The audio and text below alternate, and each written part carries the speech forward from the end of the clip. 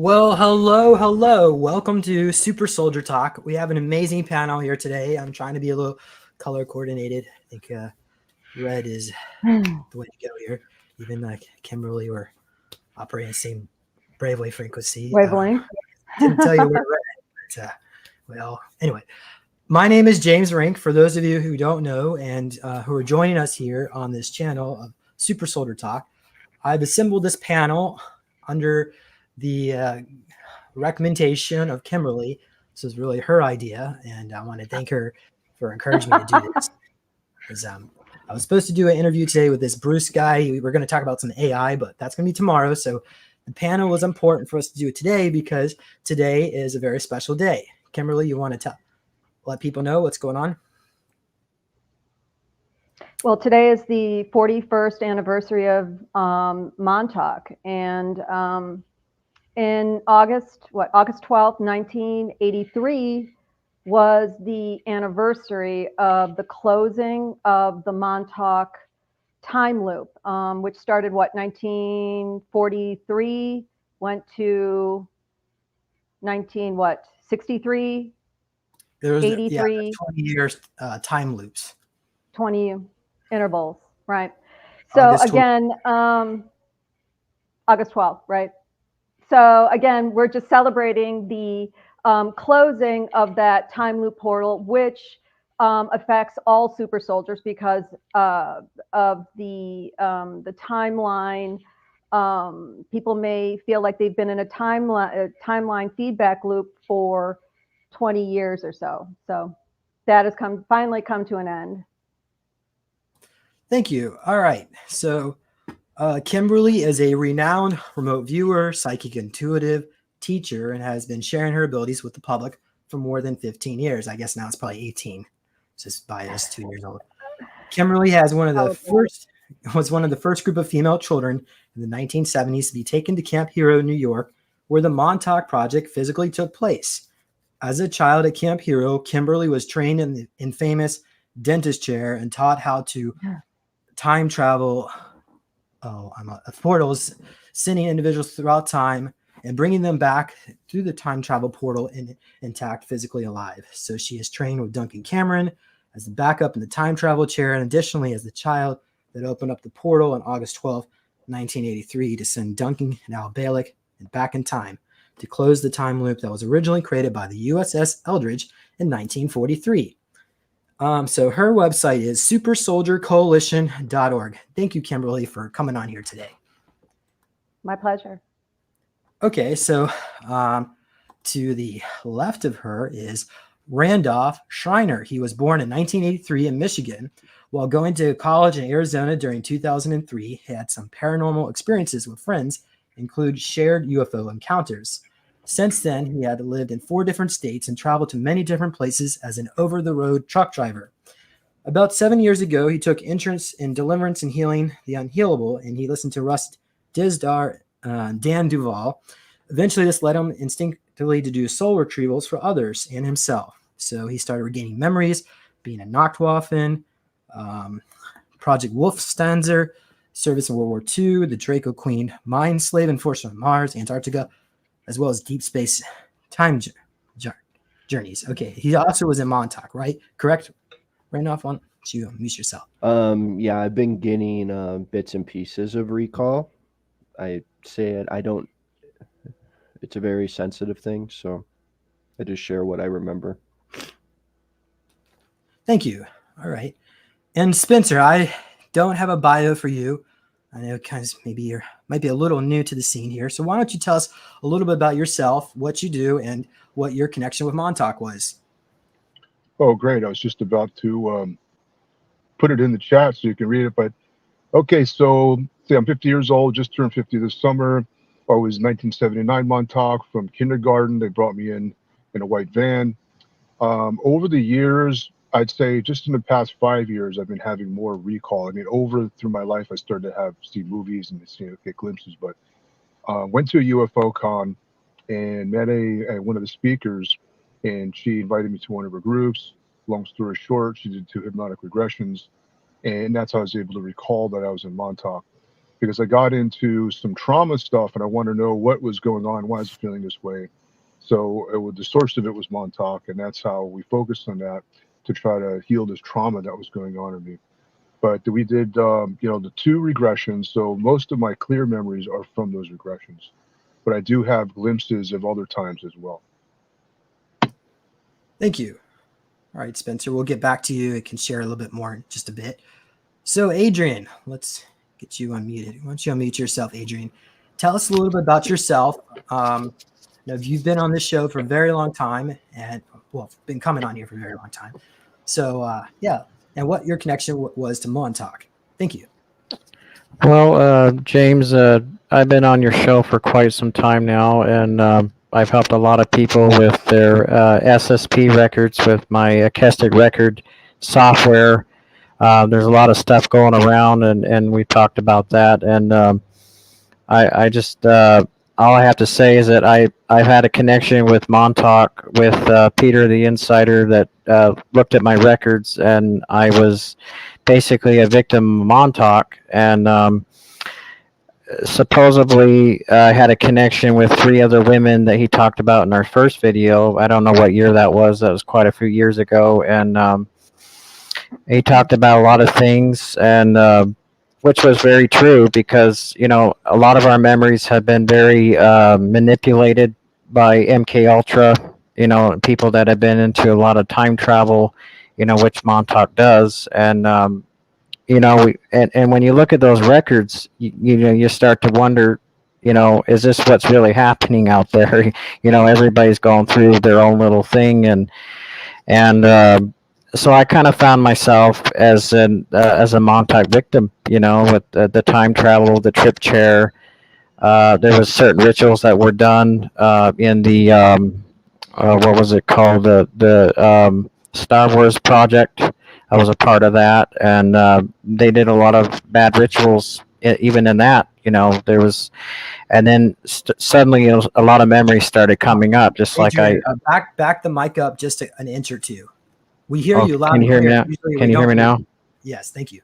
Okay, so yeah, I mean, pretty much everything that you've seen in my videos with you and Peter and Jessica is all true. Is all true. So basically, that's why I did that script that I wanted to write about everything that's going on. Thank you, Adrian. I know in the past you had a website, Force versus Power. We'll see if we can try to get that one up and running. Okay, so let's start off this panel with a message that Kimberly and I were working on earlier. It was actually, Kimberly, you want to tell us, the audience, what the message was about?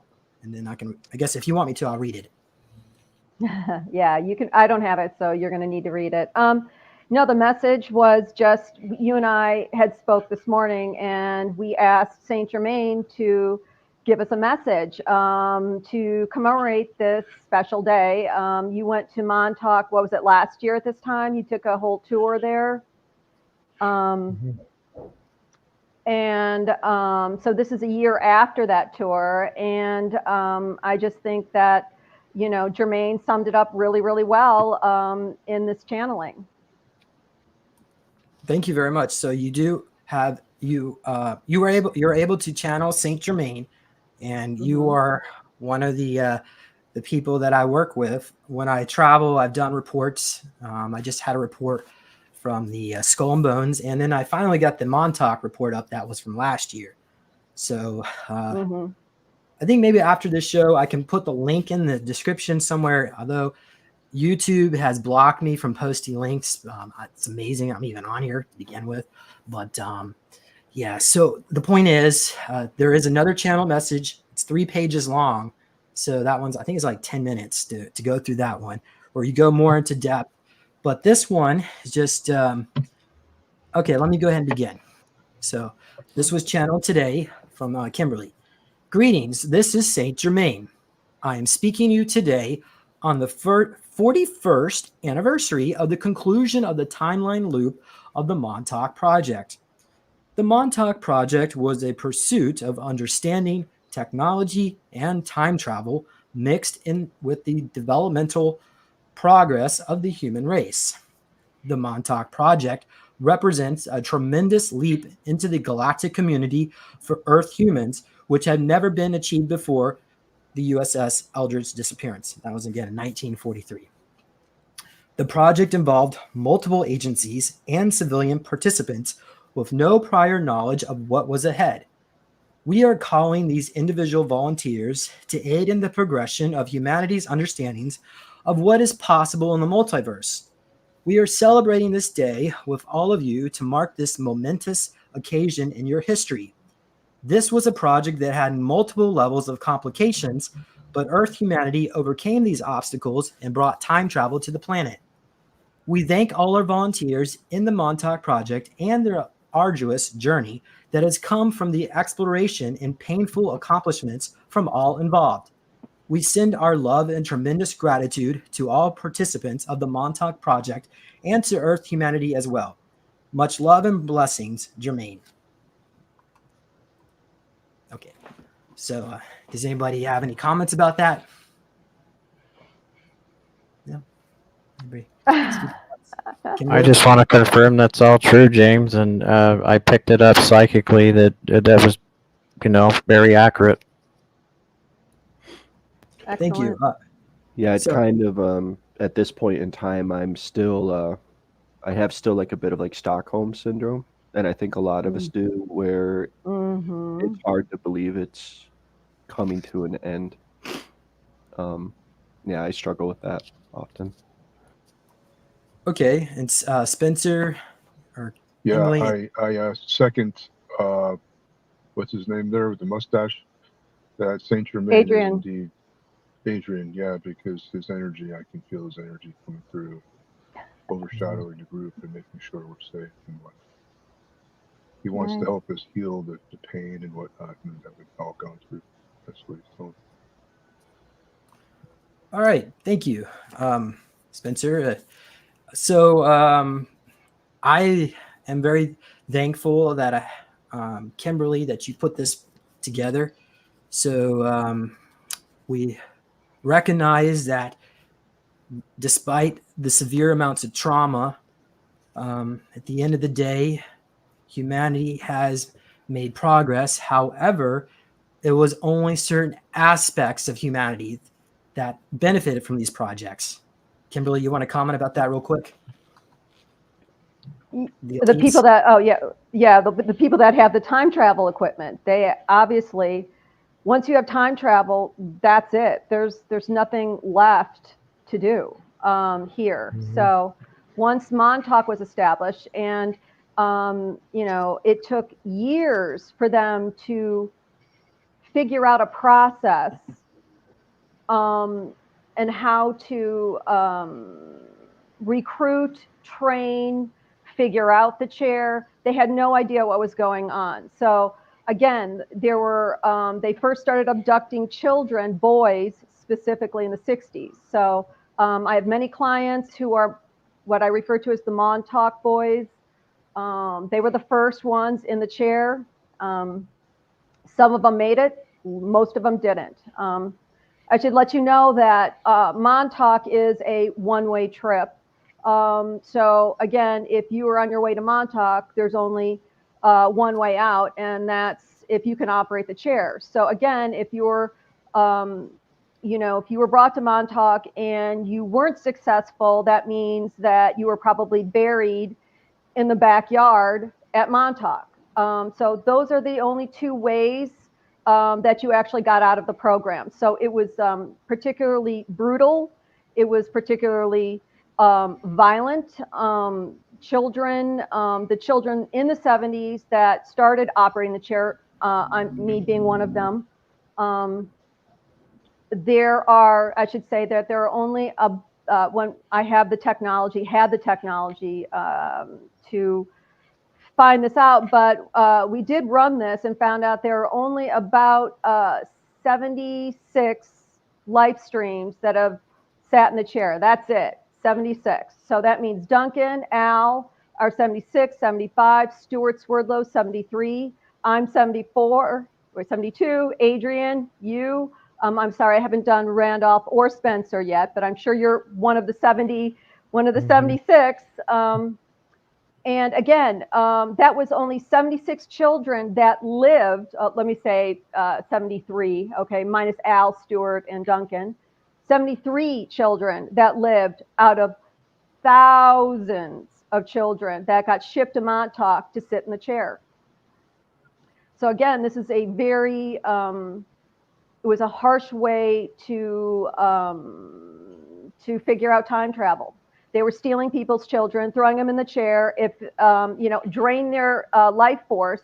And if they weren't able to operate the chair, they got buried. And unfortunately, that's the story for most of us. And if you did survive the Montauk chair, the 75 or 6 of us that survived were tortured ridiculously to degrees to crack us open, which is a term that I use for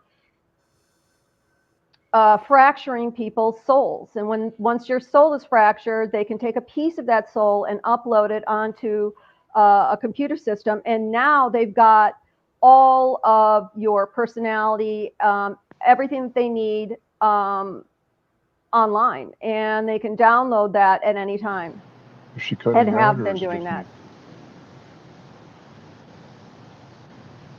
Is it? Can you still hear me? Spencer, do you have a comment there? Oh, it was cutting out. I wasn't sure if it was my headpiece or it was Yeah. on the. It was. I heard Kimberly fine. All right, Okay. thanks. Thank you, Kimberly. So, according to Jimmy Payne, there was, I think he said 12 or 14 SAGE radar towers built in the United States or here in North America. So, in that regards, every one of those SAGE radar towers had a Montauk style project because the radar tower had high amounts of microwave frequencies, which they could use for mind control experiments. Kimberly, to throw that question back to you, where you said there was about 72 experiencers, does that include all the other SAGE radar towers or just the Montauk? What's your thoughts on that one? You think there's more? If there's other time travel? Okay, so I believe, so you're saying there are other, okay, so Jimmy is saying there are other time travel Yes. towers. Under each one of the SAGE radar towers. Now, I know Andy Perot talked about one in Atlanta, and also Rome Air Force Base, New York. So there were a bunch of these things going on. But yeah, anyway. when the date after the 1970s, they weren't doing this in the 70s. They had barely figured this out in the 1970s. So it had to have been after Montauk number 2. Okay, so again, Montauk 1 was around 1970 to 1979. Montauk 2 was from 1979-ish to 1985, 84, 85. Okay, that's around, the breakdown. So after that, of course, they had tons of new equipment to put everywhere. So I'm specifically talking about the Montauk, the original Montauk chair. Montauk 1.0 and then pre 1.0, which was the moniker, the Montauk Boys. Yes. Okay. So Randolph, would you like to comment about any of that? I know it's like you're going to. Yeah, so I had one question for Kim, and that is, like, you're saying that supposedly only like 72 have survived. I've met a couple, but those who did not survive, so are they just like no longer in the timeline? Like all of a sudden they're just a child who has gone missing, compared to a child that's been done a 20-year loop, re-aged, and returned from their kidnapping? Does that make sense? It does. Okay, so these are two different situations. Montauk being the first of its kind, they weren't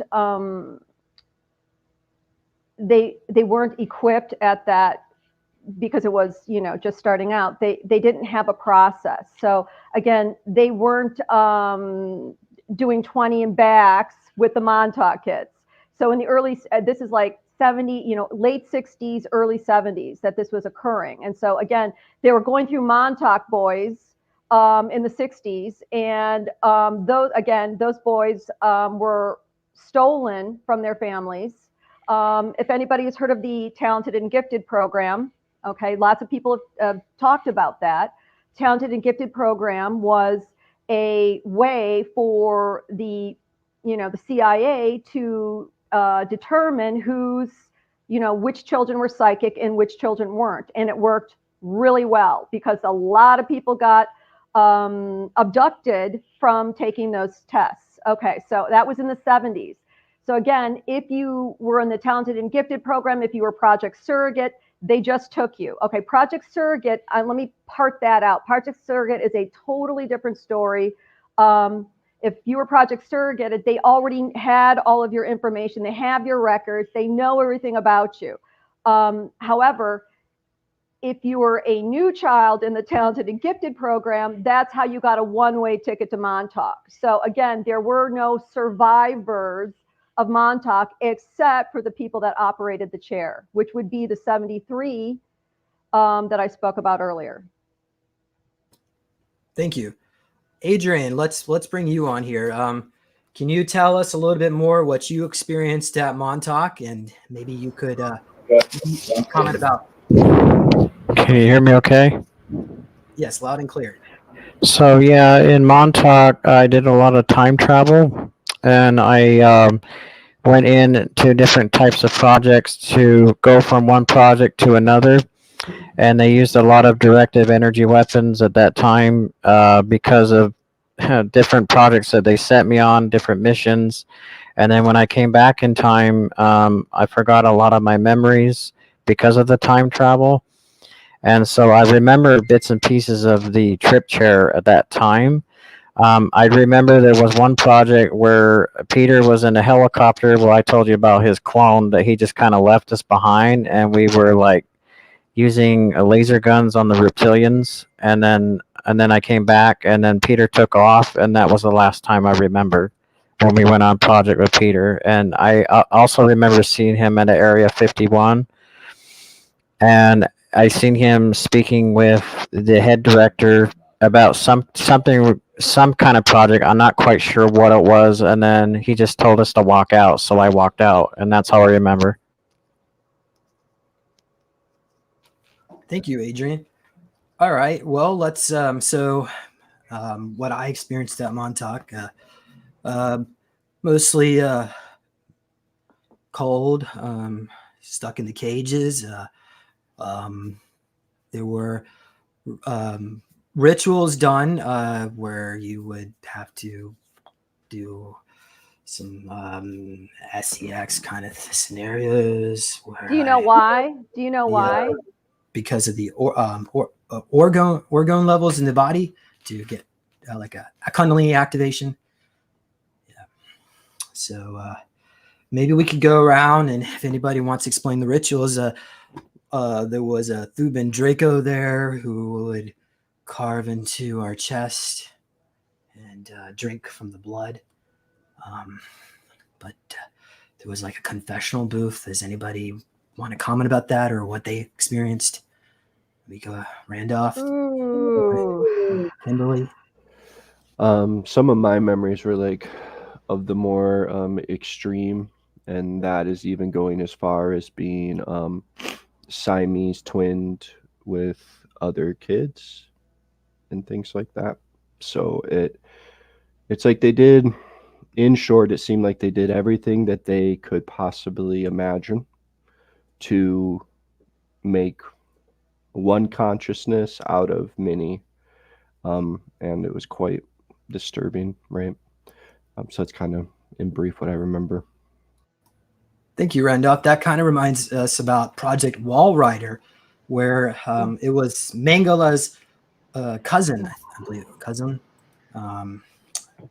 and he was experimenting with the same kind of experiments like Mangala was, but they took it to the 9th degree, where they were to create like a group consciousness of super soldiers in clone bodies. And the project was so bad they had to send it to Mars. And eventually it actually became self-conscious, sentient, and then and couldn't control it.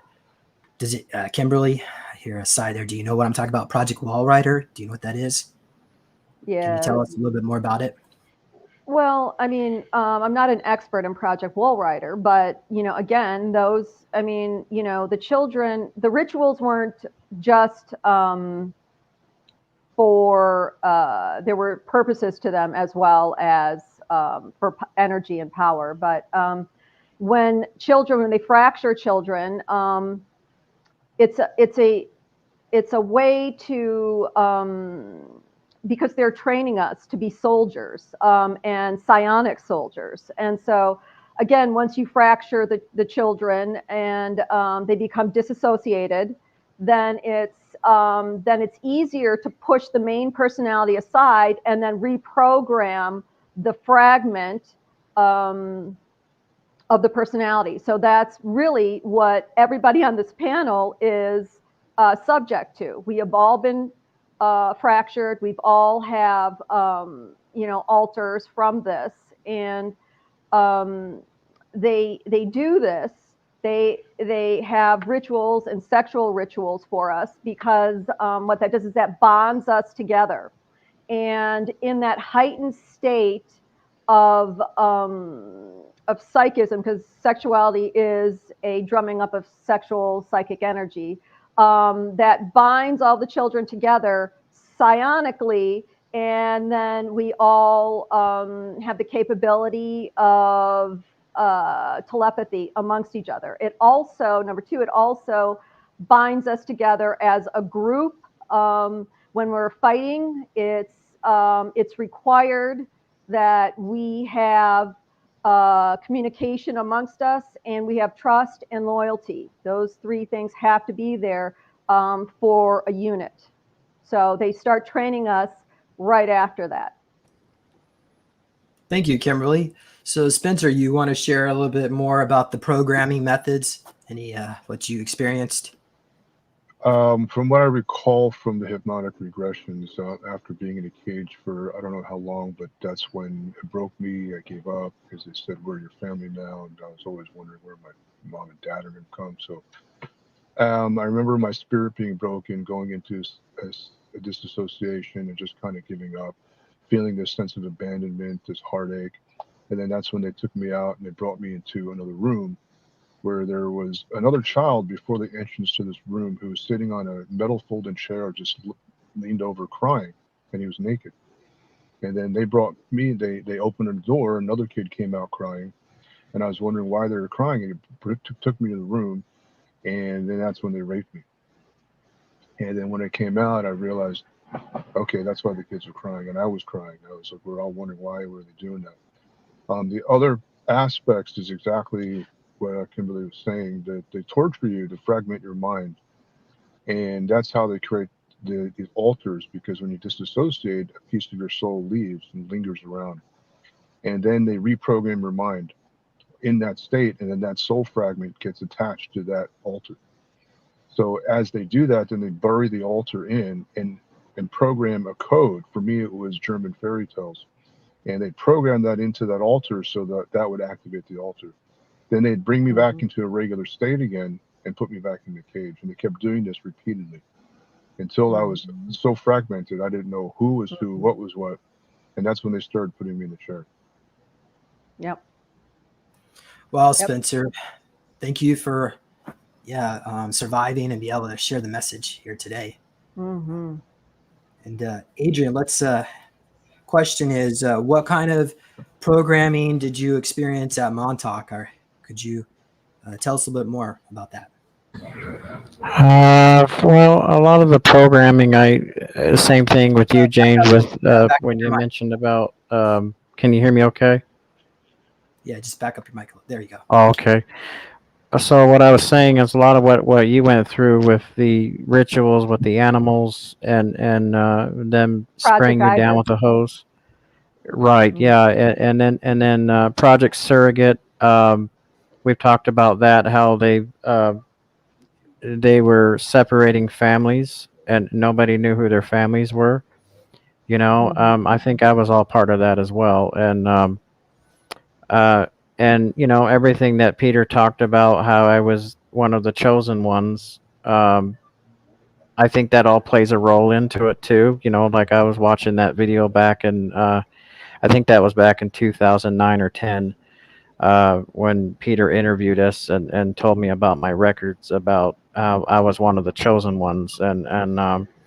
So, that kind of, I think that all falls into play with the Montauk Project. And then we talked about Project Umbrella, how they were using COVID-19 to inject people into zombies. We were talking about the zombie project. And then it wasn't too later after that we started seeing people Yeah, be careful what you say. that were like zombies. Yeah, definitely. It's a really dumb thing here. We have to deal off of YouTube.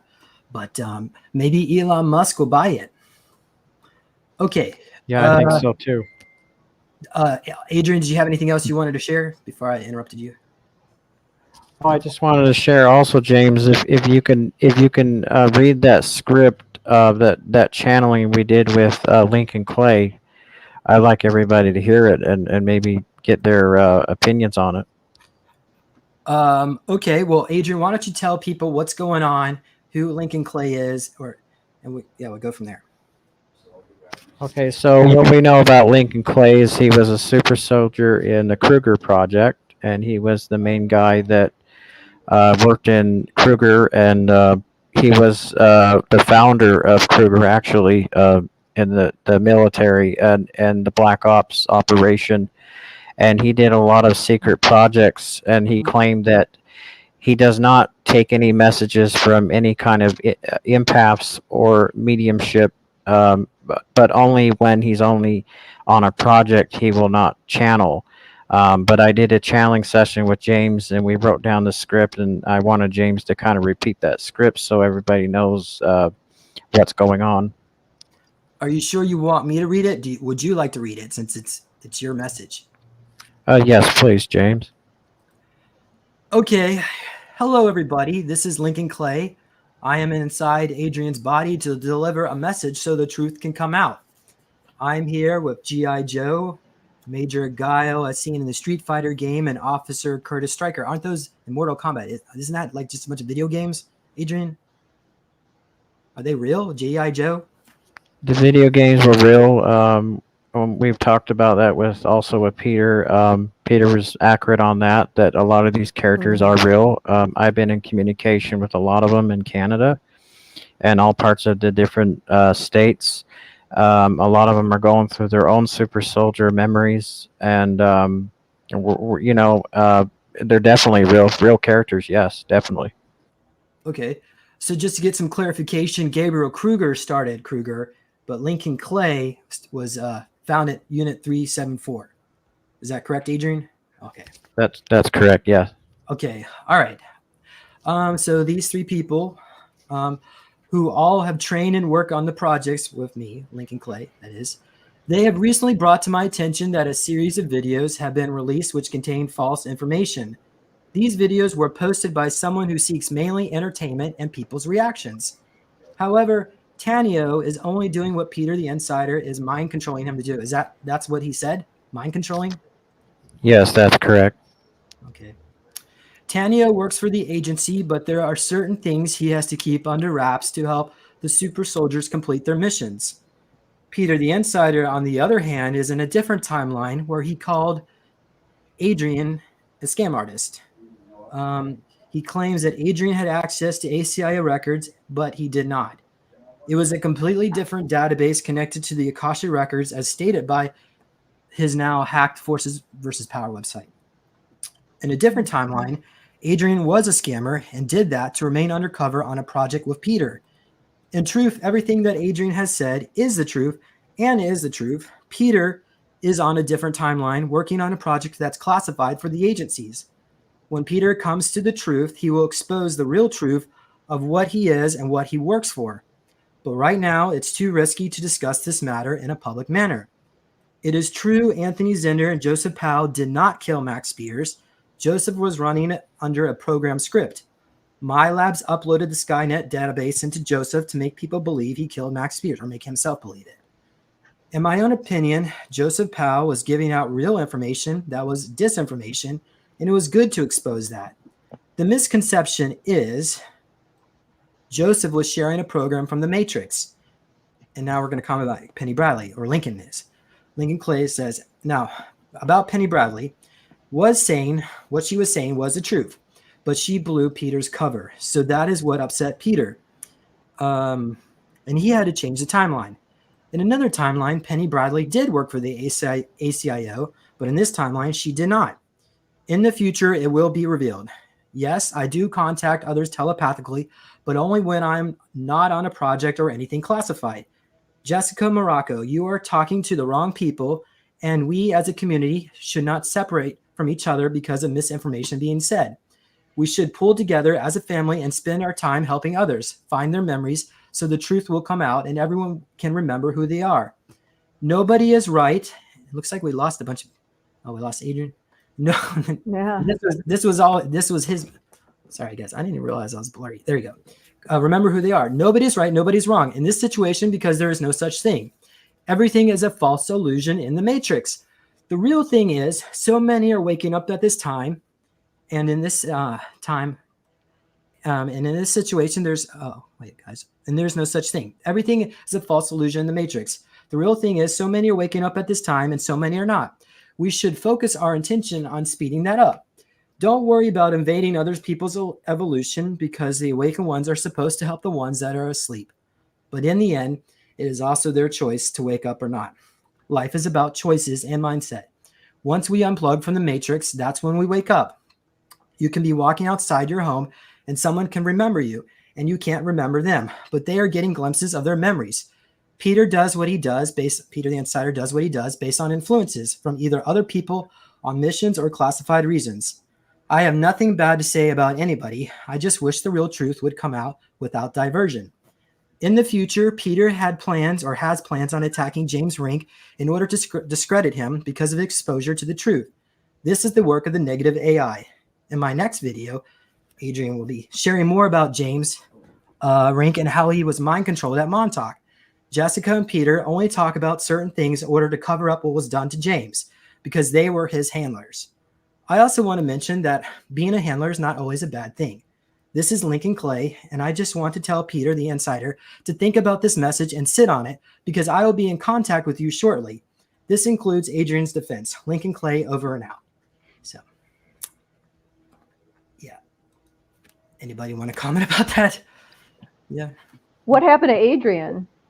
I really don't know.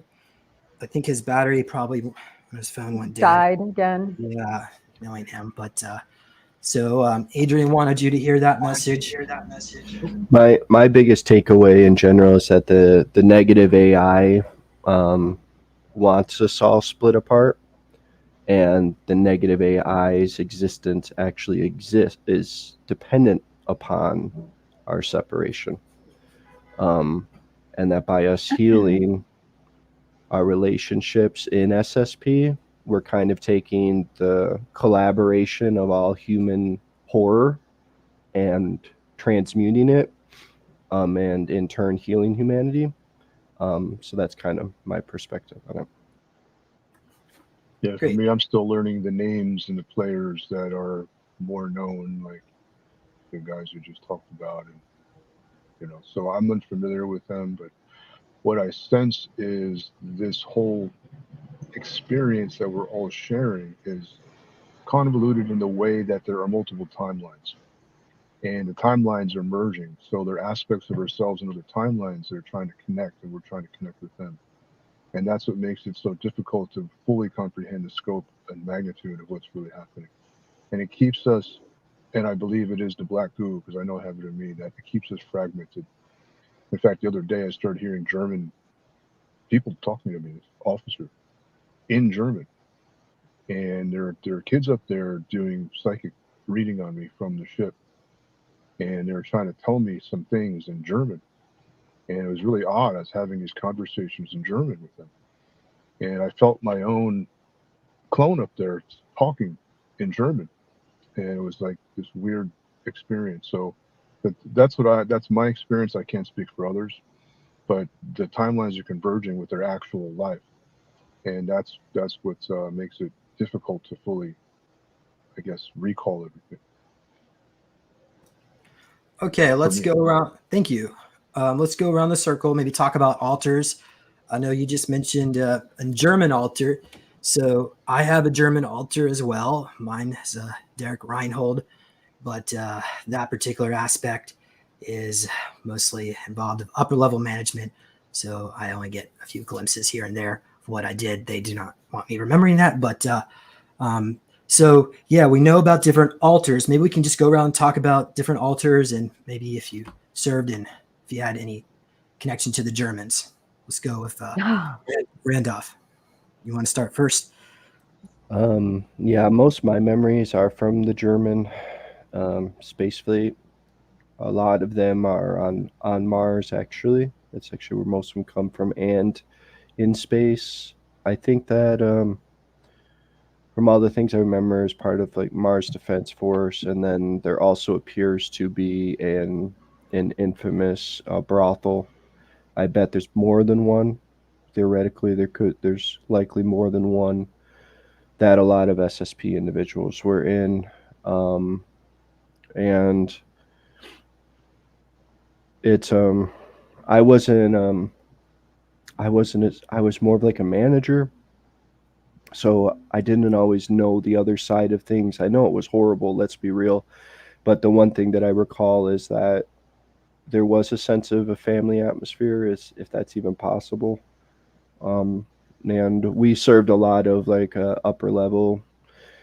I'm feeling like I shouldn't be saying these things, but a lot of upper level Nachtwaffen officers. And really so people may be like, well, why the brothels, right? So it's because a lot of it was because of the economy. It was a way to take the money back from, let's say, the colony labor, and take that money and get it back into the hands of the Germans to then redistribute again. So it's like creating a circular economy. So that's part of like the incentive of having these like red light districts, is to distract people, help them run away, and really keep the economy going. So Spencer, why don't you tell us about some altars? And I guess you've already mentioned one of them did speak German. Yeah, so or you can even tell us how many altars you think you had, or if there's any other altars and if you know their names. I don't know their names; they're buried in my subconscious. I do know the psychic assassin altar. That I guess it was one of the time and backs we were used as like we weren't Siths, but we were like Siths. We had these powers, and we were sold. And we went on to we're the Delta Squad. We're four of us, and we would go on these assassination missions on Mars or somewhere. I don't know exactly. But that piece of that altar has awoken, and its powers have awoken too. And I don't want to get into what when I get angry. Let's just say it gets activated, and I wind up doing things to beings that care about me unknowingly.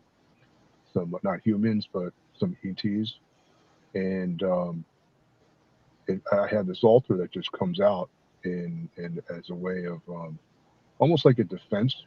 Like I get triggered, I'm defending myself, and I don't know the name of that altar, but somehow there's some spirit attached to it.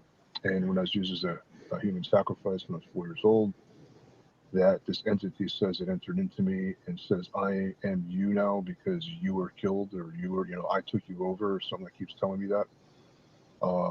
Then I had this Draco saying he's in me, and I had this other gray spirit saying he was in me, and my real spirit was observing it. He'd come in and out. So the whole thing is convoluted in my head. I've only done 2 regressions, and it was done intentionally to ease my mind into it, so I wouldn't remember everything all at once. It would overwhelm me.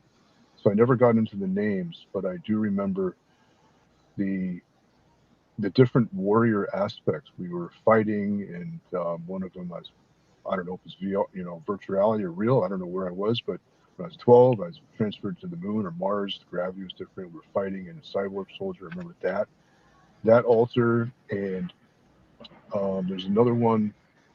it's just fighting and reading people's minds and figuring out their strategies so I can predict what they're going to do to me, and then counter it, and then see how they respond in their mind, and then counter that counter. And that started to come up when I was doing Brazilian Jiu-Jitsu, because it's all a chess game. The other one is I walk around constantly looking for areas of snipers. Where a good sniper, if I were going to take me out, where would be a good spot to shoot me from? Because I was a sniper, I was an assassin. I think that's when I was 8 years old.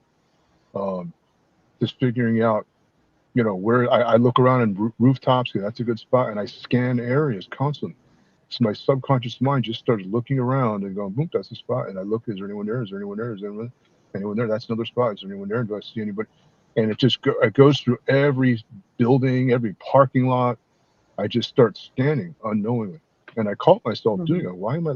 And that altar, that part of me was like, there could be a sniper there. That'd be a good spot. If someone were going to take me out, that'd be a good spot. And I'm going through this. So I don't know the names of the altars, but I go into that state of consciousness and I go back into that state. And yeah, it's kind of strange. I thought it was just the alter egos, the whole saying, I have just different sides to me, you know what I mean? Grow up saying, oh, there's just another side to me. And that's actually the altar coming out. Thank you, Spencer. Yeah. Kimberly, what can you tell us about altars, and did you have a German altar or German-speaking altar? Yes, I did do. Okay, so before I get into that, I just want to, address Spencer and Randolph's, some of the stuff that they had talked about. And again, Spencer, what Spencer's really talking about is bleed through. Okay, so your altars, when you're fractured, are walled off in your brain. And those walls, after a while, especially after about the age of 40 to 45, that's when your super soldier programming breaks down. I have lots and lots of clients whose programming broke down during that period of time. When your programming breaks down, you get bleed through, what I call bleed through. And so the walls of your subconscious that are blocking that, that they put up to block you from your accessing the rest of your altars, that those scenarios tend to bleed through into your regular human life down here. So again, you're accessing things that were never really supposed to be accessed, Spencer. So that's that. And again, I want to talk about the separation that Randolph actually was talking about. And there's a program that I remote viewed probably close to almost 2 years ago. It's called the Astral Romance Technology Program. And that's a program that's rolled out for almost all super soldiers. And what that is the AI structure around the planet, the negative AI structure. It knows exactly who you are. It knows who your soul groups are. It knows who's related to you, who's not, everything. So again, if you're enrolled in the Astral Romance Tech Project, it's meant to separate and to manipulate the super soldiers into not recognizing their soul family. So again, we all are in a soul family, and you and everybody else in that group has a particular frequency. Everybody resonates to that one frequency. And if you have a veil over that frequency, which is what the Astral Romance Tech Project is, if there's a veil over it, you can have soul group members, you can have people that you're absolutely related to, and then something happens, okay? The relationships break down, fighting, you don't get along, you don't recognize each other. Anyway, there's lots and lots of manipulation from the secret space program in everybody's relationships. And I mean every single one. So again, if you met your soulmate, what people call soulmate, or you meet somebody that you're really into, and within 2 or 3 weeks, the relationship blows up for odd reasons. Okay, well, again, that's a secret space program. They actively manipulate and remove the individuals from the situation, because once super soldiers are in a soul group situation, if they're with amongst each other, they don't want that. Okay, the memories happen and things start to come back. They absolutely cannot have that. So they spend their time making sure that none of us have happy, healthy relationships in any way, shape, or form. Thank you, Kimberly. Much Makes a appreciated. lot of sense. Makes sense. So, do you have a Okay, German so author? I do. And I was sitting here thinking about whether or not I really wanted to come forward with this, because it's not an altar. It is it's an incarnation, and it's quite controversial. And so I've known about this for a while, and I have had multiple systems confirm for me that this is true. And so again, one of the German, I have an incarnation in the German High Command, the Nazi High Command, as Joseph Goebbels. So you're the propaganda minister. I am. Can we trust you? Yeah. So it says the propaganda It was a minister. surprise. What? Okay. Very good. Wow, Kimberly, that's I know. begin with that. I Wow. know. Encouraged to say. Yeah. So Thanks for sharing. I should let you know that my full name is Kimberly Lusana. I am German. I suspect that there's a fair amount of us that are like World War II reincarnations. Like I feel like that about myself too, but I'm not going there. Yeah. Because well, the reason why I am is, but I have technology that confirms this for me, so that's the reason why. For me, I was a Tibetan monk in my past life, and I took the Bodhisattva vow. And I think there are certain ET groups that knew that, and they told me that's why they put me in the program. We don't want Bodhisattvas in our world. We don't want star seeds in our world. We're going to destroy you. I keep hearing that told to me, and it was the Dracos telling me that. And because I was a Procyon with a group of others who gave Nikola Tesla all that technology. That's who he got it from. And they traced my soul to that incarnation. That's a starseed, and that's why they wanted to destroy me. And the Anunnaki, I don't know, it's Anunnaki or whatever family wanted. You know the story with Nikola Tesla and Thomas Edison. That's why they destroyed him, because they wanted Thomas Edison, who was part of the Illuminati bloodline, to take credit for it. But so anyway, that's why I was put in the program. I was told we don't want starseeds on our planet. Is what I keep hearing. And we know you're a star seed, and we're gonna destroy your life. And they've done it. And it's the Dracos. I've had a Draco and a C-card Draco, an Alpha Draco and a C-card Draco following me around. And one of them I ripped its head off. One of these Anunnaki gave me its powers, and I astral traveled and put it in the rear naked choke and ripped its head off. And its spirit is now around me. It's pissed. He's asked me, why did you do that? I said, well, you bit my crown chakra off during a shamanic journey. You followed me over there to the shamans and then did that. And you disconnected me from my higher self. So I let you know that I'm going to disconnect you. And now you know what it feels like. And he's like, what? How did you do that? He wants to know all this stuff. So anyway, that's my experience. And that's what I'm saying. My psychic assassin altar awoke and figured out a way, and I committed I'm going to figure out a way to get even. And it took me many years, but I will find a way.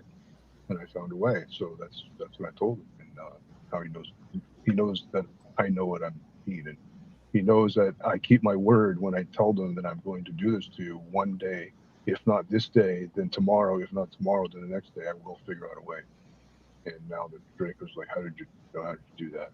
Stuff. But the C-card Draco, another one came on, how did you do that? He keeps asking me how I did that. Yeah, it's interesting that they seem to want to compartmentalize the star seeds, and it's like they want our powers. At the same time, they torture us. It's like, well, if we can't use their powers anymore, then they suffer and die.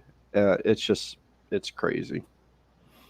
Yeah, relationships too, like you said, it's like you were describing my life story.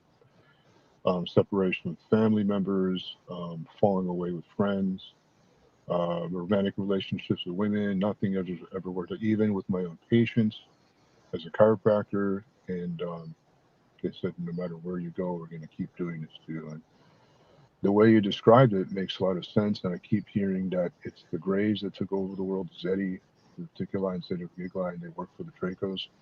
So I'm in Silicon Valley. And once I astral traveled and I saw all these little Ebons everywhere, these little 3 to 4 foot ones just everywhere. And, Apple is here, all the technology, the development of AI is being spearheaded by Apple and Google. Raytheon has an office over here. So Elon Musk headquarters used to be here, before he moved to Texas. It all started, the AI has already taken over the world. And that is a problem because I have a spirit being who says it's a human being from the future that came back in time to warn us of what's going to happen, and that's why it's going through this. And it told me that the AI will take over, and there will be human-looking cyborgs that we won't be able to tell the difference apart, and that'll spearhead the way for the Dracos, and that's what's going to happen. And they're trying to prevent that. Don't let the AI take over the world. They're telling me that's the true enemy. Is AI. I don't know if there's a good one or It bad is. one. A lot of people say, you know what I mean. But So Google, everything. an AI ran Montauk. There was a computer there that was giving directions. Can anybody comment about that? I got a reading by Joseph Powell, and he told me that. Yeah, I have pretty controversial views in regards to like where some of the where maybe the Montauk AI came from. I was talking to someone who's pretty credible, and he says that the AI came from external. I personally think because this is how we could time travel. It's just a theory, okay? Our consciousnesses as the Montauk kids are a significant part of that AI. And that is how, and why that is so is that, so we altered, right? We're not aware of who our alters are. So they're locked within the AI.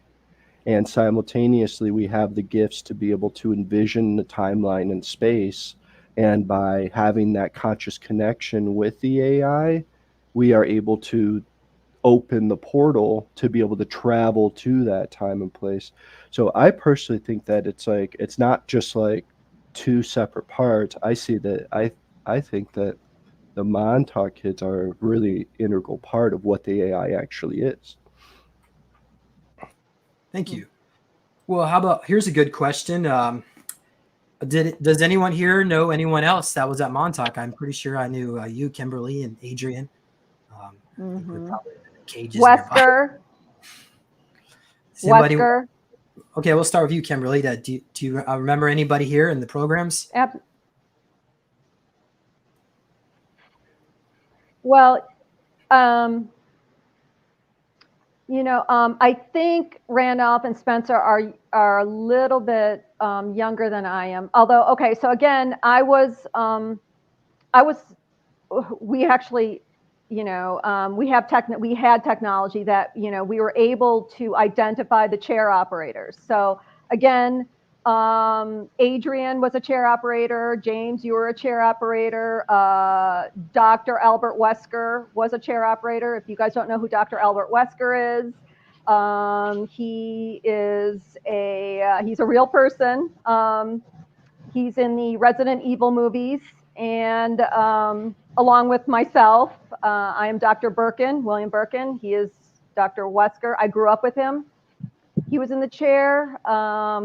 I had a business partner, an ex-business partner that was it was a Montauk operator, chair operator. So yeah, I do know a lot of chair operators. Thank you. How about you, Spencer? Do I know any chair operators? Do you recognize any people here or anybody else in the community that you might have worked with?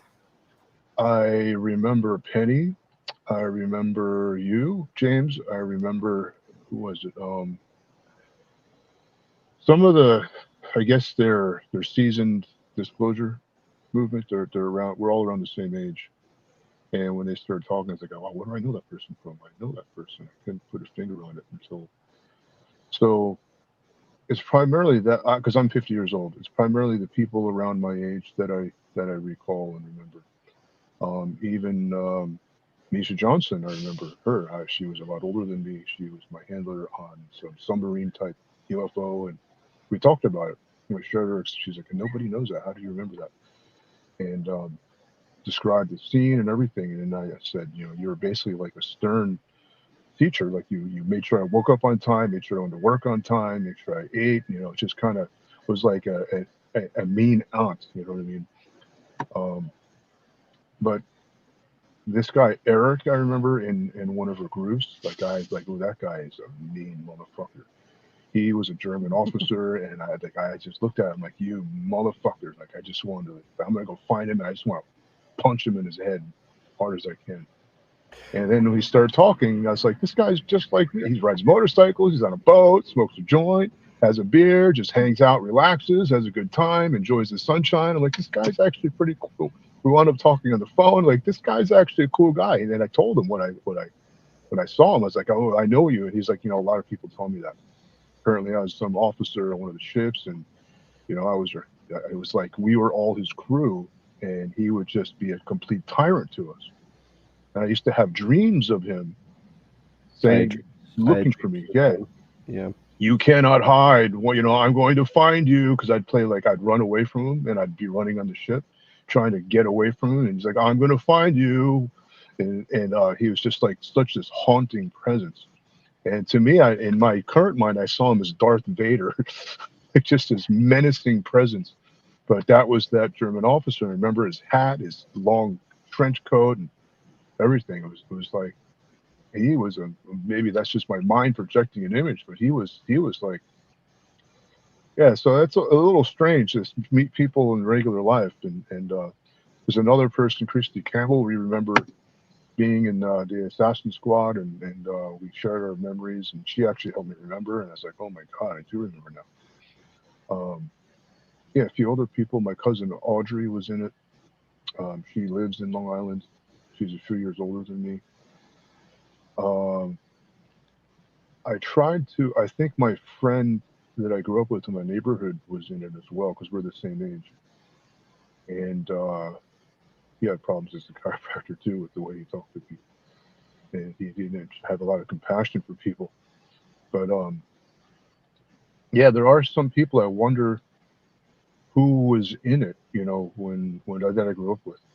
And I start to recall, like, who are my friends that we had problems with, and who had temper tantrums. One of this guy, Sean Stasiak, I remember him refusing to go to school. Maybe that's just his personality. I don't know. You know what I mean? But he had a thing about going to school. I remember his mother dragging him to the bus, and he was like, no. He was completely afraid to get onto the bus. And I didn't know why, but I remember that time looking at him and hearing a voice. He was in the same thing you were. And I didn't know what that meant, though, at that time. But yeah, that's all I can recall. All right, Randolph.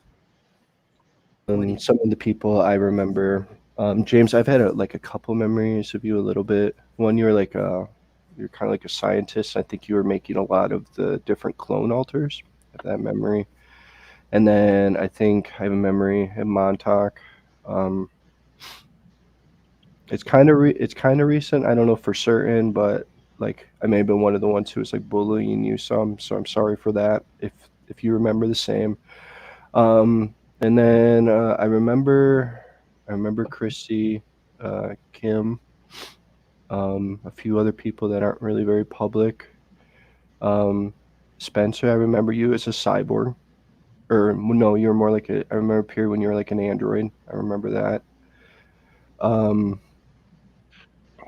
And then actually a lot of the people I remember from Mars. I remember Eric. So when I was in college, I was about like 19 years old, and I had a dream where I woke up in my bed and there's a guy like standing there, and it was like, seemed like deal with the devil or something. And he's like, what? He's like, why are you resisting us? And I'm like, why are you attacking me? And then we just shook hands. It was really bizarre, but he was wearing like a gray hat and like a coat, and he looked like Eric. And when I saw Eric, I was like, you look just like that guy. And then Misha, I think Misha's kind of like, it's interesting. She was like an aspect of a mother-like figure there, and then she kind of provides a lot of people support here. But yeah, it's like every single day there's more people, and I'm just like, I don't want to believe it. Thank you. All right, so we are just past the hour mark, so I'm going to keep going.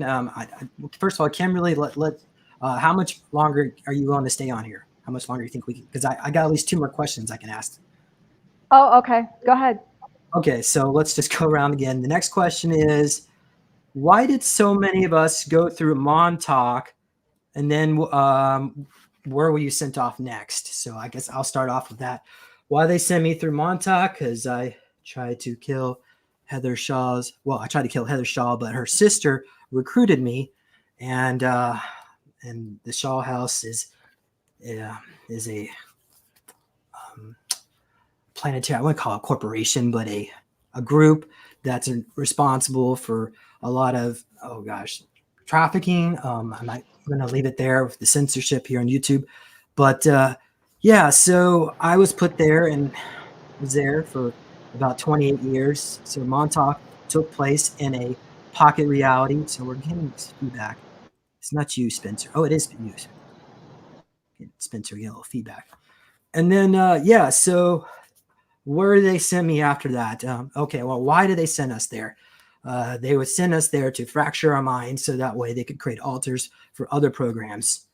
I don't know specifically where I went next because I believe they created multiple clone bodies, and from there I was in multiple. It kind of makes things a little hazy there. But how about we'll go to you, Randolph. You're nodding your head there. So tell us a little bit more about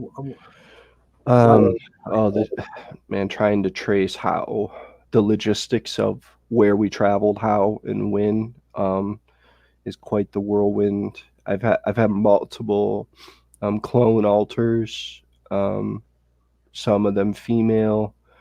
Female one has memories of the UK and going off world, and I think it was a TR-3B. I remember like 2 guys in suits taking her to a military hangar, and the ship was invisible, and then all of a sudden you could see it in the hangar, and it was strange. It was like tourism, as like all these elite people were like taking a flight as if at the airport, and the next thing I know, I was on like this German-esque colony. And then lately I've been unearthing a little bit more. Maybe I'll just go into this quickly. So I think that, so the Eldridge could have happened. I don't know. The Navy explicitly has said that it did not happen. But there was an author who was working on projects around Montauk at Fort Trumbull, which is across Long Island Sound, who wrote quite a lengthy book about how the Philadelphia experiment was actually a bit of a cover for this other boat. And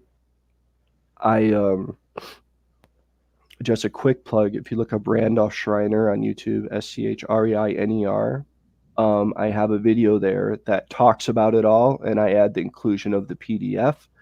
And what does this connect? Okay, so if this is what actually happened, this is how I think many of us ended up getting out of Montauk, is via submarines.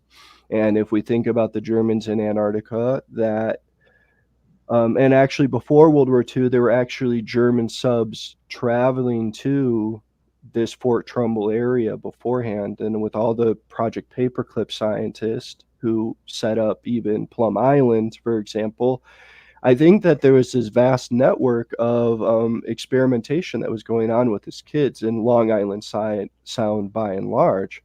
And if you look into that and do more research on that, you may find that that helps connect some of the puzzles. So I think that that was kind of the process for me to get into like Nachtwaf and starting in Antarctica, and a couple memories of the moon. The moon bases were like dark and cold, and the walls were like this white gray. And then I remember Mars was a little bit warmer, and a lot of the walls were kind of a reddish color and a little better lit. But it's really, when you're inside these places and you're getting wiped all the time, it's so hard to know where, like sometimes where the heck you even are. All right. We'll go to Kimberly next, I guess. Or you spent, I think we'll just do Kimberly. Okay, so Kimberly, so tell us, why did they recruit you into Montauk, and maybe where do you think you went next after that? Well, okay, so I happen to have my record, my secret space program record. It was given to me by Peter, so I happen to have that information. So I was recruited in Montauk because when they cracked me open, they found out that I could bend space and time. So obviously they thought that was handy for their little time travel project. And so again, once they fractured me, that's when they found this out. And then again, I was immediately put into the chair. I was chair operator number 1, which means that I did not have as many time travel experiences as the rest of you, because I was the one in the chair. So, we have lots of people that, have stories about, James, you've been, you've had experiences with George Washington and other figures, historical figures, whereas I do not. I spent most of my time in the chair. Oh, I'm sorry. Wait, okay, so I forgot the rest of this. Yeah, so okay, so where did I go? Yeah, where did I go afterwards? Okay. Okay, so again, Peter then told me I was recruited after Montauk. I went directly to Umbrella. As you guys know, as you guys are probably already aware, one of my alters is Dr. William Birkin from the Resident Evil movie series. So Dr. Wesker and I were directly transferred from Montauk to Umbrella. Then from Umbrella, I went to Kruger, and then from Kruger, was Dark Fleet. Thank you. Great. All right. Okay, Spencer, let's go to you. So why do you think they recruited you into Montauk, and what program did they put you in next? Well, they recruited me because when I was used as a human sacrifice when I was 4, I woke up in the middle of it and prevented her from putting a dagger to me. And I used my mind. I remember waking up and seeing her spirit, and then told her spirit, I do not give you permission to fight brothers. And at that point, the guy next to her said, let's bring him, seems to have powers, let's bring him in. So that's when they suffocated me. I don't know if I died, but I remember stopped breathing, had to resuscitate me and waking me up. But anyway, long story short, that's what got me into Montauk. And then when I was in there, I was like Kimberly, I was used in the chair more than traveling back. And I had to hold the port open. So after that, I remember at the end, there was 6 of us in this room. And some guy, I think it was a DIA officer, came in and basically recruited us into another program. It's like, you guys are graduating. I believe it was Stargate, where I went. They first took me to Langley, from there to Area 51, where they did the Project Stargate, where we're developing psychic powers. And that's what happened after that. From Stargate, after that, that's when I became a psychic assassin and learned how to, kill animals with my mind and whatnot, telekinesis and whatnot. And then after that, I believe I was put into the beta sex training when I was 7, and basically used me to blackmail other high-level people. They'd rape me and they'd film it.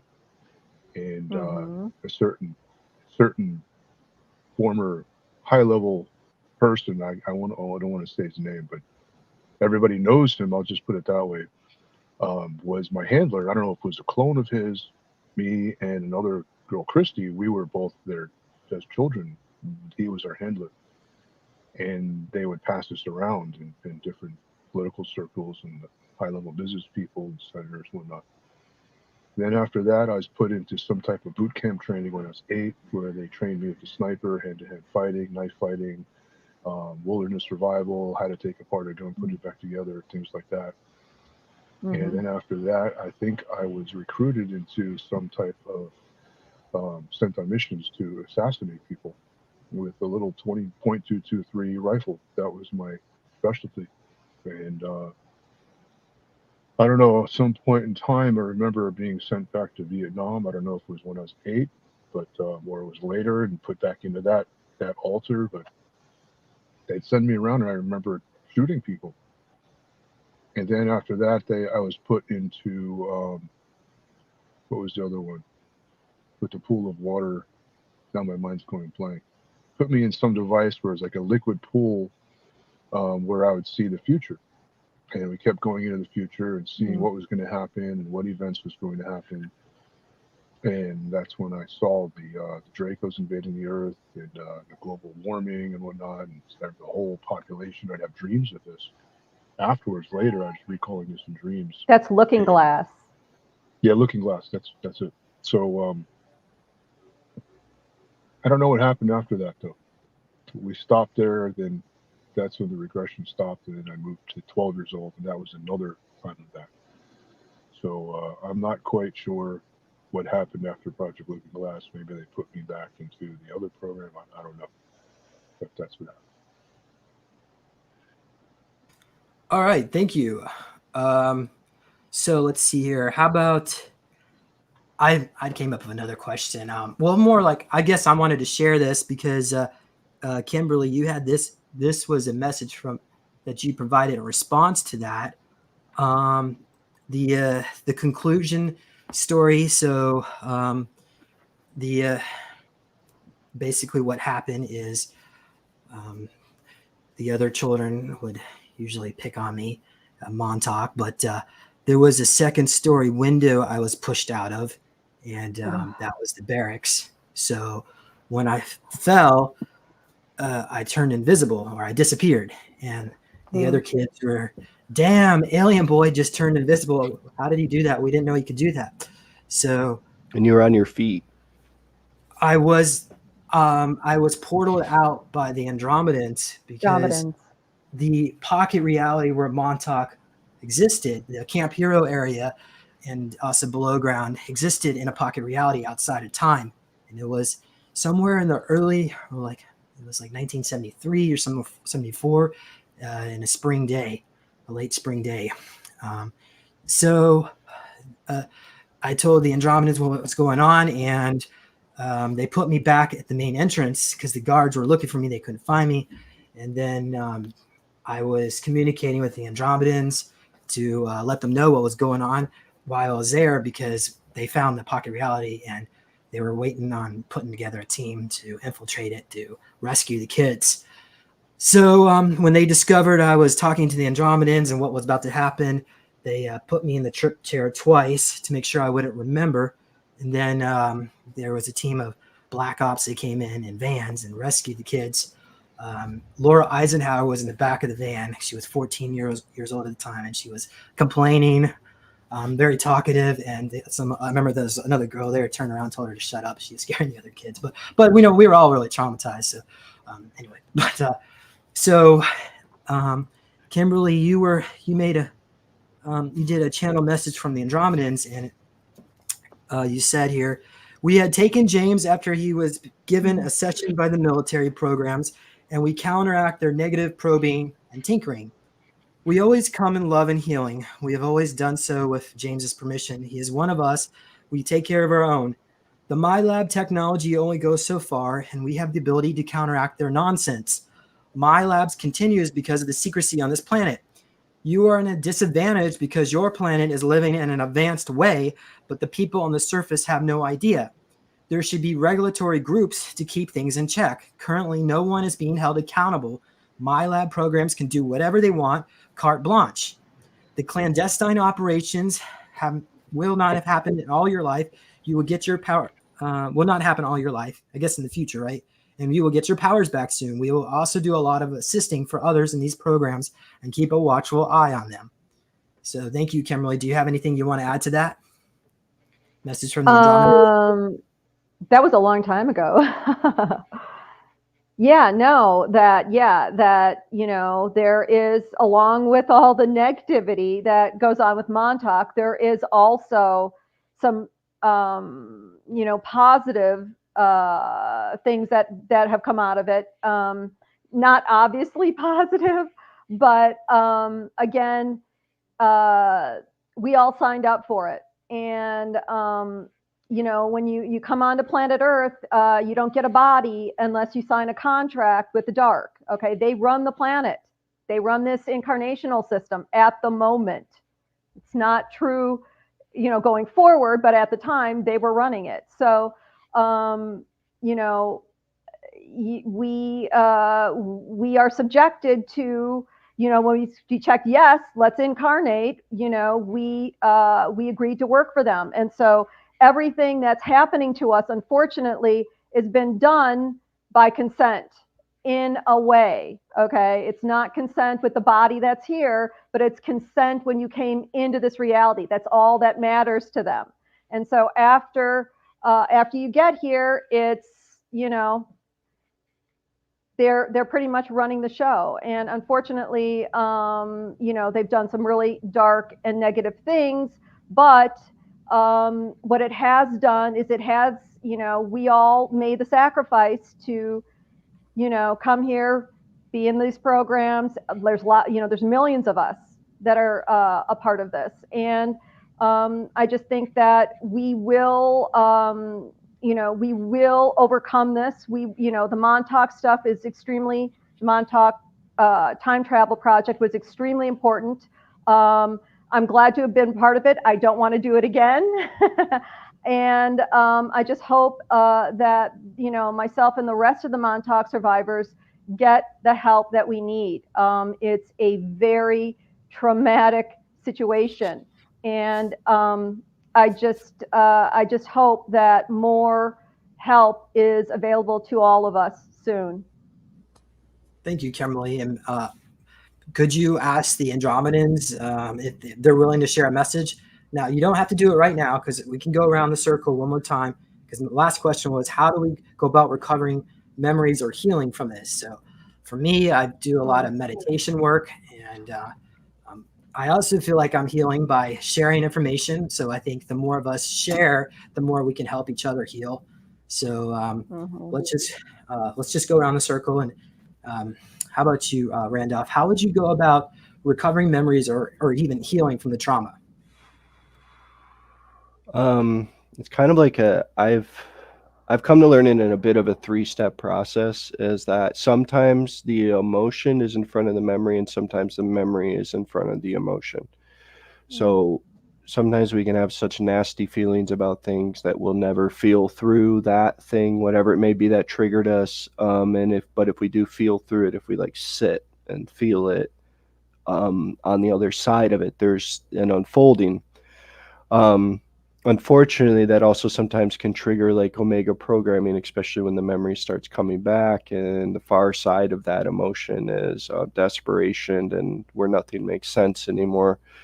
For me, how I get most of my recalls is I'll just kind of self-meditate or self-hypnotize myself. I merely lay down, cover my eyes so it's like dark, and then I will turn on a recording app, and I generally imagine like a doorway somewhere, and I ask spirit, be like, all right, take me to what it is you want me to see. And then lots of times I find myself like stepping into my altars and going, and it's strange. It's almost like I'm going parallel with them where they're going about doing their thing, but all of a sudden I'm getting back the story that has been essentially lost. The one, not to go on too long, but the one final thing I think is powerful is that I think the collective unconscious that Carl Jung talked about was really a way for us to find the truth. Because if we were kids and all this stuff is hidden, completely compartmentalized, and people die for sharing the information, how is it possible for someone to ever have, and our minds are wiped too, how is it possible for us ever to figure out what happened to us and process that pain? And I actually think that Carl Jung, because it's a time project, because these are time projects, and we have memories of going to all sorts of timelines, that Carl Jung was actually a bit describing the unconscious of the children who are part of Montauk, not solely, but merely on the depth of the pain and suffering that we experienced. I could imagine, and especially being rehomed, recloned, reanimated, there's the amount of trauma is just insane. So by following the archetypal pathways, I think that those also lead us to parts of ourselves that we've lost. That's what I've said. Thank you. All right, Spencer. Question is, what did you go, or how can we go about healing our healing or recovering our memories? For me, it was hypnosis that gave clear memory. The rest of the times were just glimpses that my mind can, like Kimberly said, bleed through. I don't know, but the pain itself, the recall of it, because I was able to recall it because I went to the shamanic journey where we developed a witness state, and by remaining in that witness state, I would not emotionally react to recall of the memory, so I was able to witness it without recalling. And that's what enabled me to actually recover more memories without being re-traumatized by it. The trauma itself, as I was discovering, a lot of my problems were PTSD, and then I discovered CPTSD. So PTSD is one instance of trauma happens. CPTSD is complex post-traumatic stress disorder. Multiple instances. Maybe talk a little bit louder. Yeah. I think is my mic down? Yeah, the car was also. Yeah, but go ahead. Let me just turn the audio up. How's that? Very good. Okay. So where did I leave off? So the trauma is, there's a difference between complex post-traumatic stress disorder and post-traumatic stress disorder. And complex is when multiple instances of trauma happens, where PTSD is one instance of trauma. So trauma occurs with flight, fight, freeze, or fawn response. It's just a natural human instinct to deal with difficult situations. When the situation becomes so overwhelming, that's when the dissociation happens, and that's when the trauma happens, the emotional overload in the brain. And the part of the brain is called the amygdala. That begins to enlarge, which is the flight or fight response. The prefrontal cortex, the neural, some type of nerve that from the prefrontal cortex directly connects to the amygdala, actually regulates that process. The prefrontal cortex begins to shrink. Then the right visual cortex becomes overactivated, and the left parahippocampus and hippocampus of the temporal lobe begins to be constantly active, because the brain replays the trauma subconsciously over and over and over. So when it gets reminded of the trauma, then that whole fear reaction of flight, fight, freeze, or fawn happens. So I discovered that. Then I realized, well, what is it in me? Okay, that's a reaction. Well, what is the emotion behind it? Because it kept going into depression, the anger, the rage. What's underneath it? The anger, there's grief. I just grieve. What's underneath that? There's heartache, there's intense loneliness, there's a letdown. What's behind that is despair. Despair was at the root, along with terror and along with agony. And for me, there was those three specific emotions that I just learned to become comfortable with during Buddhist meditation. Because in Buddhist meditation, you don't repress anything. You sit with the emotions, just let them rise and naturally let them fall away naturally. So it was during a Vipassana meditation retreat with Goenka, who was a Theravadan tradition. We do the Vipassana, the scanning of the body sensations. As you attain one-pointedness, and then once you attain one-pointedness, you use that one-pointedness to scan your body up and down. And that's when I discovered the emptiness of all of these feelings, that there is no permanent feeling, that all the feelings are impermanent. And it's my mind fixates on it, and that's what creates the constant state of it, is my own fixation on it. As soon as I stop fixating on it, just let it be, let the emotions come and go, that I'm not afraid of feeling that anymore. Before I was afraid to feel these feelings, to feel the terror, to feel the agony, to feel the despair. So now when I go into it, it's not a happy place, you know what I mean? It's not something you want to dwell in in everyday life and go hang out with people. But there's times where I need to just be by myself and just process these emotions so that they stop ruling my behavior. And that's because sometimes I'll freeze, sometimes I'll like this default response, run away and avoid people. Other times from the fighting, I want to argue and debate and become really aggressive. There's all these different, or the flight is the running away. The fawn is the kissing butt, the people pleaser, become a people pleaser, which is the obedience of, us being in the program. We just do what we're told because we're afraid of the punishment. The other one is the deer in headlights. You just freeze, you camouflage, you blend in, you start to blend into social circles and start behaving and dressing the way they do. And these are the different levels of responses. So, but what's underneath that? So instead of reacting in these responses, I can be responsive and assess the situation in a way that's more constructive, more rational, and be more observing and be more neutral to different situations. So I don't take things personally and then react to people in a way that is not very healthy for relationships. Wow. Thank you, Spencer. Yes, thank So you. let's go to Kimberly here. So how would you respond to that? Can we go about recovering memories or healing from the trauma? It's a big question.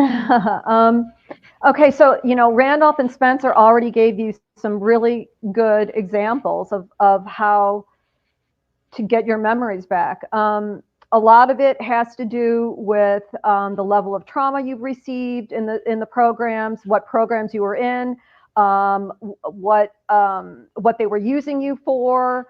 Some people are continuously still having reabduction trauma issues. So again, it has to be done on a continuous basis. What I tell my clientele is that you have to resolve the trauma first. That is just first things first. You have to get past what has happened to you, and you need to look into it. You can't just intellectualize the programs and go, oh, I was in that. Yeah, that's fine. I might heal from it. You actually, like Spencer said, you actually have to get into it and feel it. And you have to look at the trauma from every single angle. And again, this is something I do with my own clients. We all do trauma therapy because you have to, in order to get past the trauma, to get to your psychic ability, which is hooked up with the same emotions, okay, you have to clear one before you can use the other. So again, inner child work, counseling, hypnotic regression, QHHT, support groups, that's really where you need to start.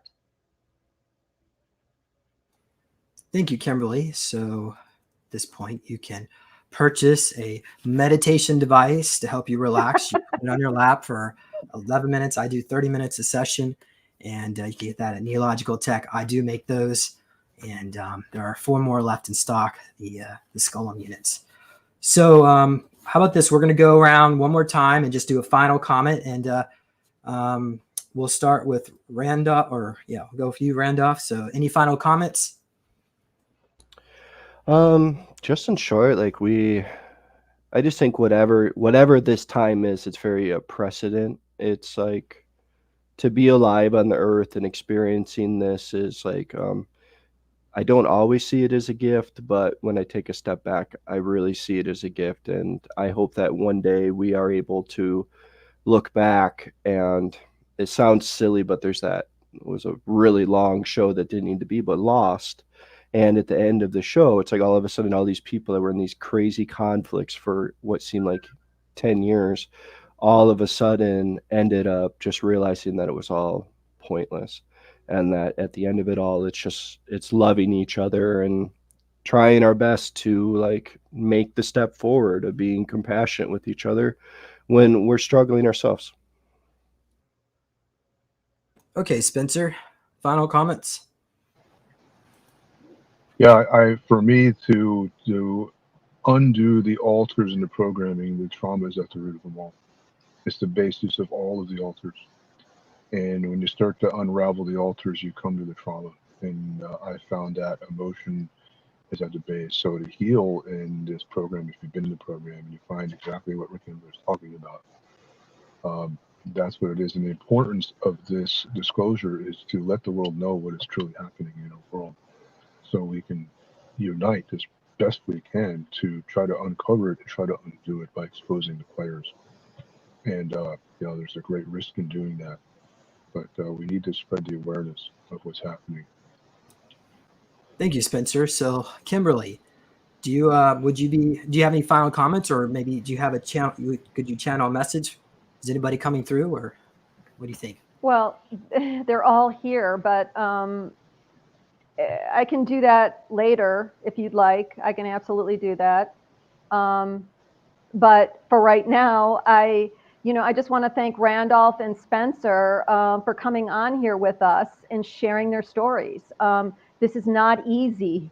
And they're bearing their soul and telling you about all of the unbelievable things that have happened at Montauk. And this is just the beginning. Again, there's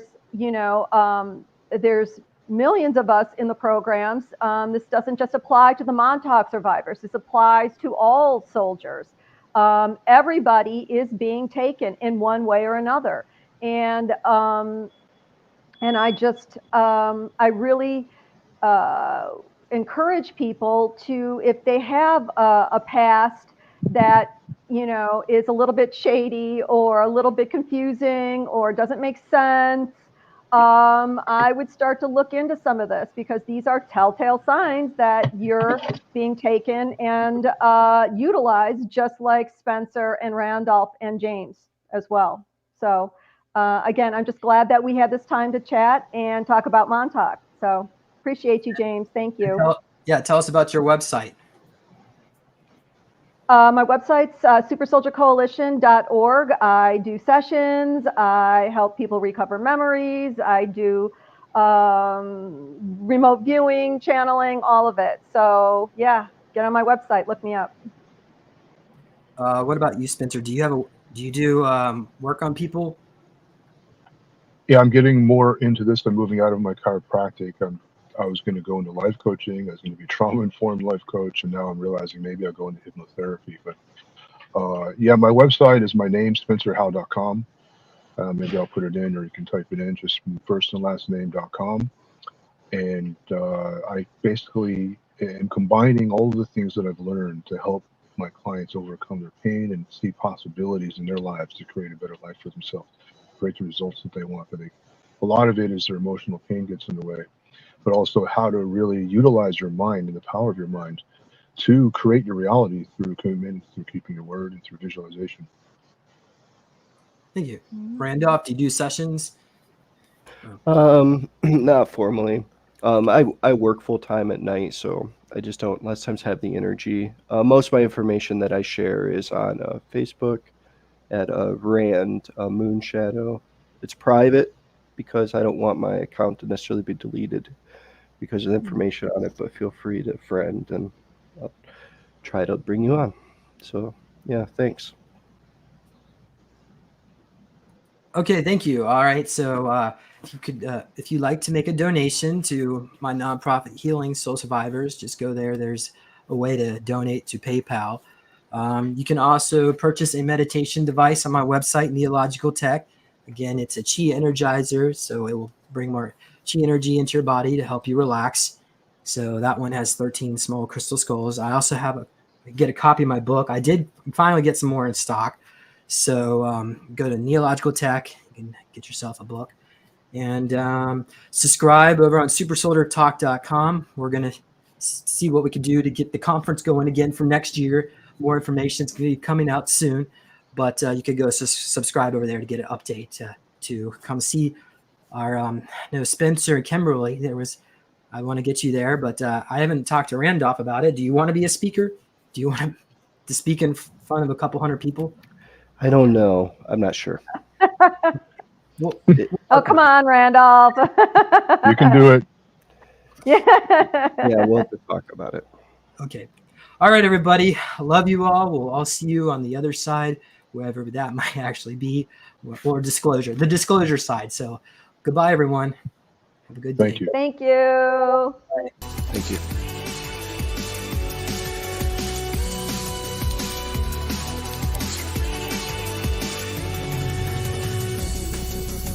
Please consider supporting Super Soldier Talk by purchasing your own Neo Meditation device.